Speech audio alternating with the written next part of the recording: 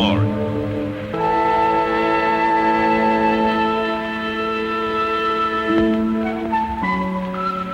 In the year of 1938, Emperor Hirohito of Japan writes a poem.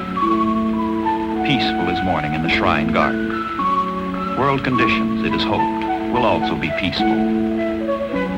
The imperial poetry mirrors the Japan that most of the world wants to know. A picturesque land where nature is arranged in graceful patterns, and where people are arranged around the patterns.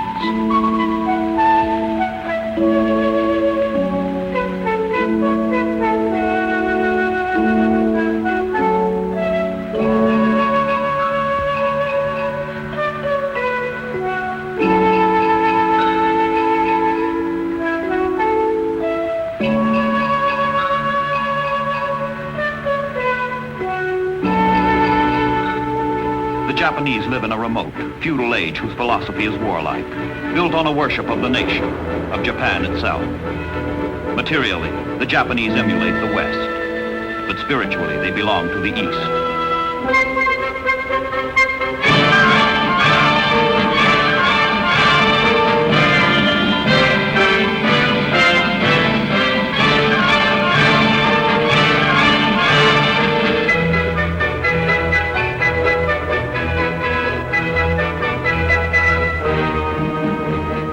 Hirohito receives the homage of his 73 million subjects, not as poet of peace, but as warrior god, as both priest and emperor. He is heroically, sublime majesty.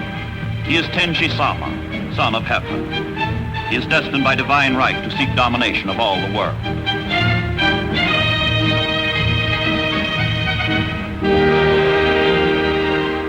And so it comes about that in 1945, the American Fifth Fleet steams in battle formation toward Japan to smother the domination which set afire the Far East.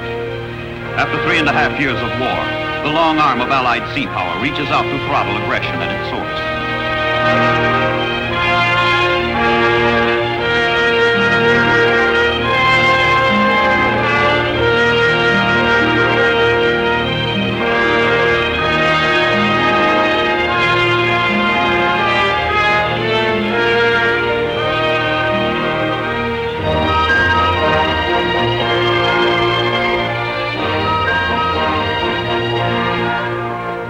Huge task groups, 1,500 ships, 550,000 sailors, coast guardsmen, soldiers, marines, all under the command of Admiral Spruance. An assault as large as the Normandy invasion is bearing down on the island of Okinawa, 300 miles south of the Japanese home islands, 6,000 miles from continental United States. What the Japanese once thought to be impossible, what the Allies hardly dared hope, is about to become reality.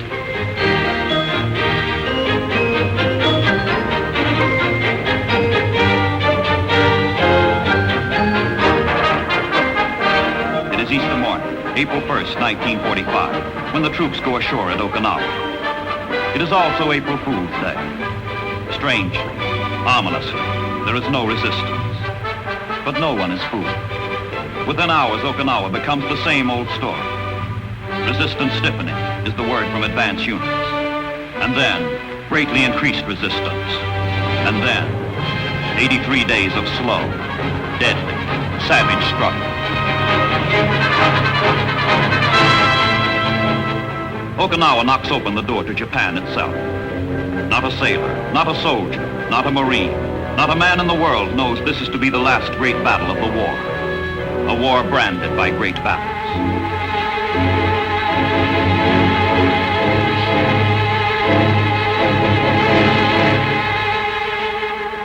Tokyo. The Japanese government meets an emergency session. The government knows Okinawa is a smoldering beacon of coming defeat. The government knows it must rally the people in a last desperate effort to stave off collapse. Propaganda gives way to harsh, intolerable truth. The Japanese sun is setting.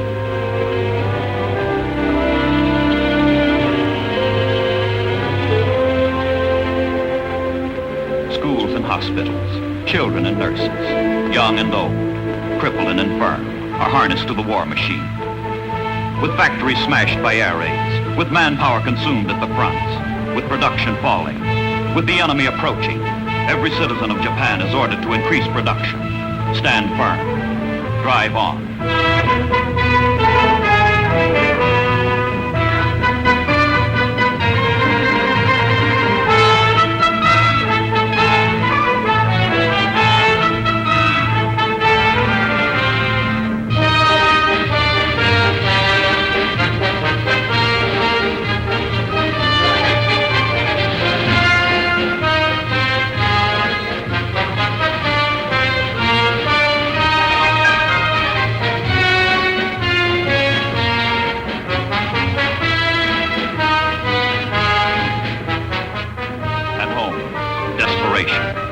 At the fronts, fanaticism.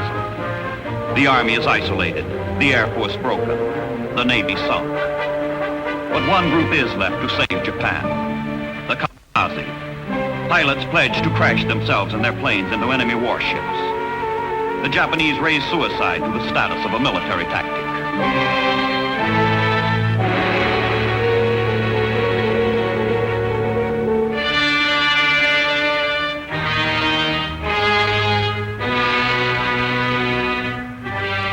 Kamikaze pilots believe that by dying for the Emperor, they live forever.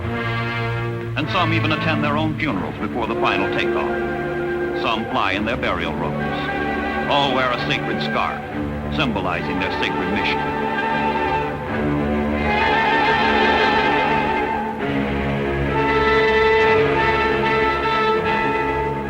The pilots take their final vow. I am determined to destroy with my own body the enemy craft that menace our holy soil. I shall strike without returning.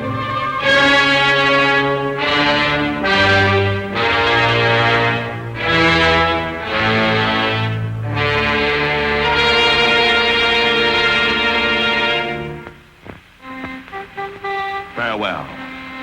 We shall meet at the Yasukuni Shrine. At the Yasukuni Shrine, where the hero dead of Japan achieved godhood. It is April the 6th. From the island of Kyushu, 350 suicide planes take off for Okinawa. To those they leave behind, to the life they leave behind, one final government announcement. Valiantly, the young eagles dash forth to attack along a path from which there is no homecoming.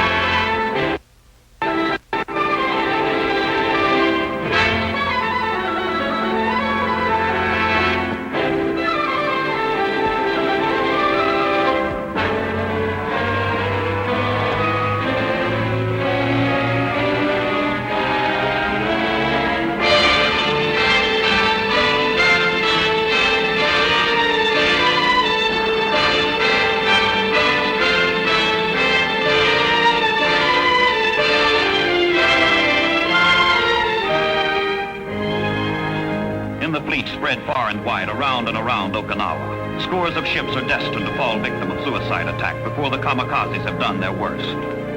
Around the fleet, around the island, radar pickets are ringed. Watchdog destroyers, whose mission it is to detect oncoming Japanese planes, plot their course, speed, and range, and alert the bigger boys. From the destroyer picket line go out the first warnings of the long, racking, nerve-shattering ordeal of the fleet at Okinawa.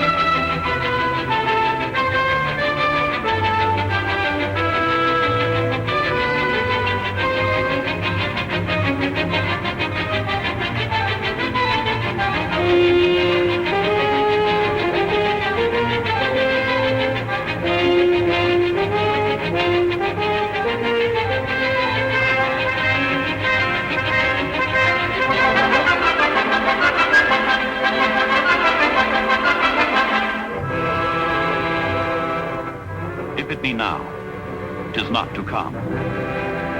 If it be not to come, it will be now. if it be not now. Yet it will come. The readiness is on. The fleet is ready. But one method, and only one, can stop the Kamikaze. Shoot him down before he has a chance to crash himself against a ship. American pilots pit courage and skill against the self-destroying frenzy of the Japanese.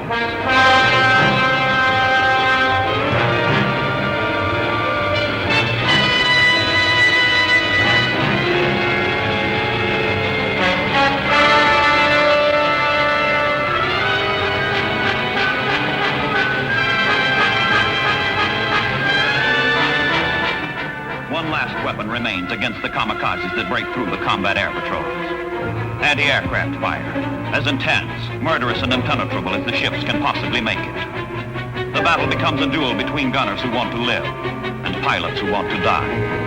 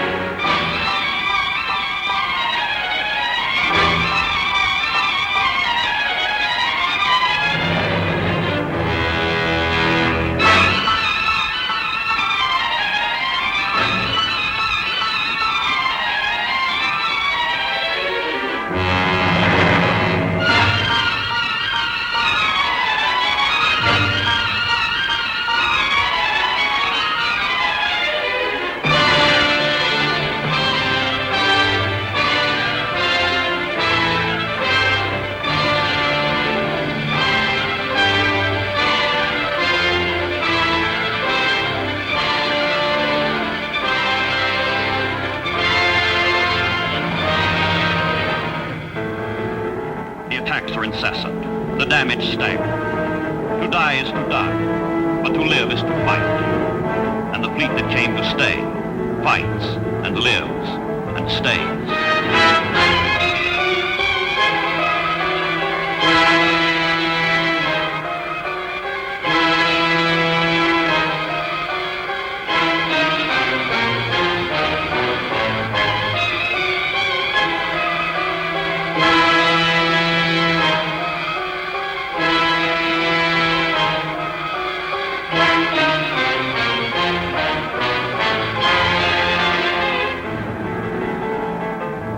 Ships with famous names like Bunker Hill and Enterprise, Idaho and New Mexico, Tennessee and Nevada are damaged. The Kamikaze becomes the greatest threat encountered by the United States fleet in World War II. The suffering is terrible. The casualties worse.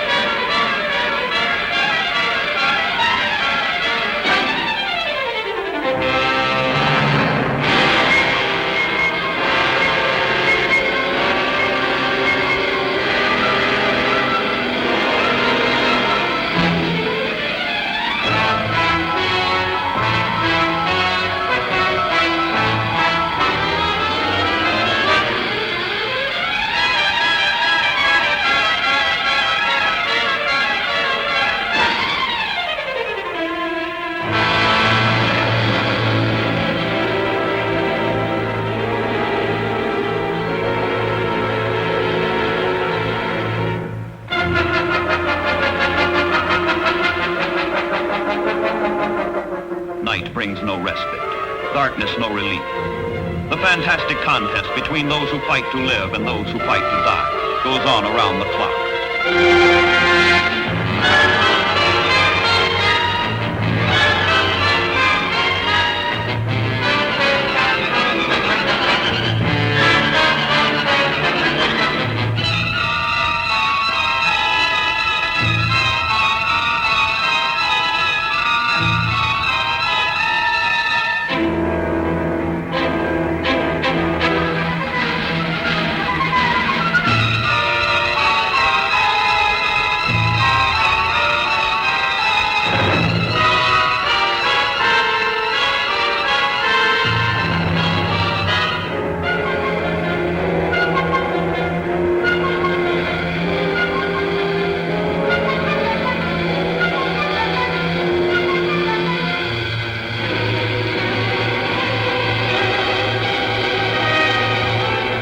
This was the opportunity the Japanese had been waiting for. The Kamikaze pilots would trade a plane for a ship, trade suicide for glory. But the ships carry on.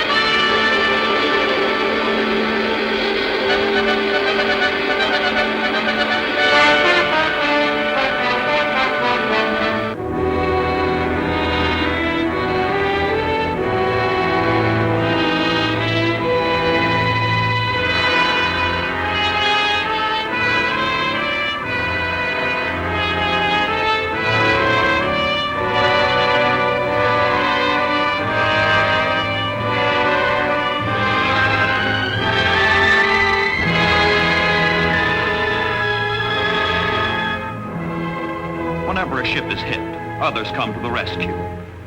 The risks of death are great, but the determination to save a shipmate is greater. Hundreds of sailors are trapped below. Others, hemmed in by flames, escape over the side.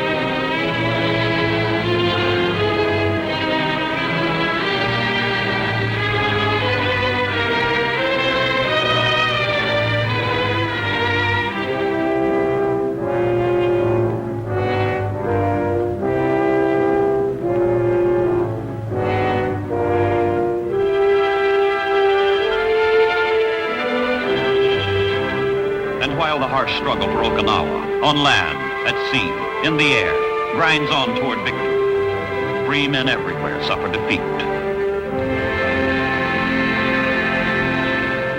9,000 miles away, in the United States, the commander-in-chief has fallen. A casualty of war as surely as if a kamikaze had felled him at the helm.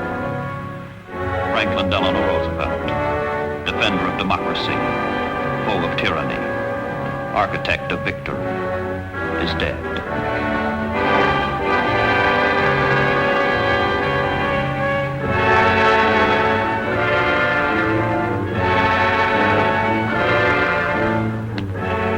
He loved the fleet, its men, its ships, the sea. But as President of the United States, the Navy could but share his allegiance. His life was full, and the elements so mixed in him that nature might stand up and say to all the world, this was a man.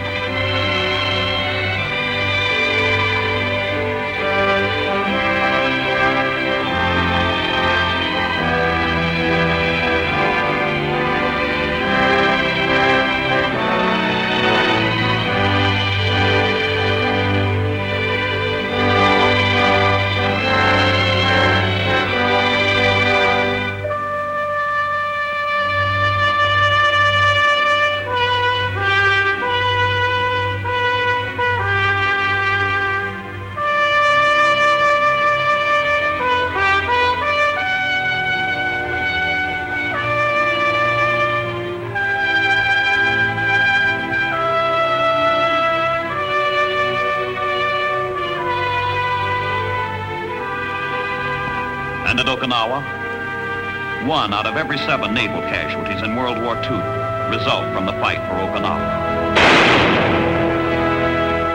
Of the 1,500 ships engaged in the campaign, 30 were sunk, 223 damaged. 8 carriers were hit, but all survived. More than 3,500 kamikaze planes were destroyed. The greatest suicide offensive in history, waxed and waned and collapsed.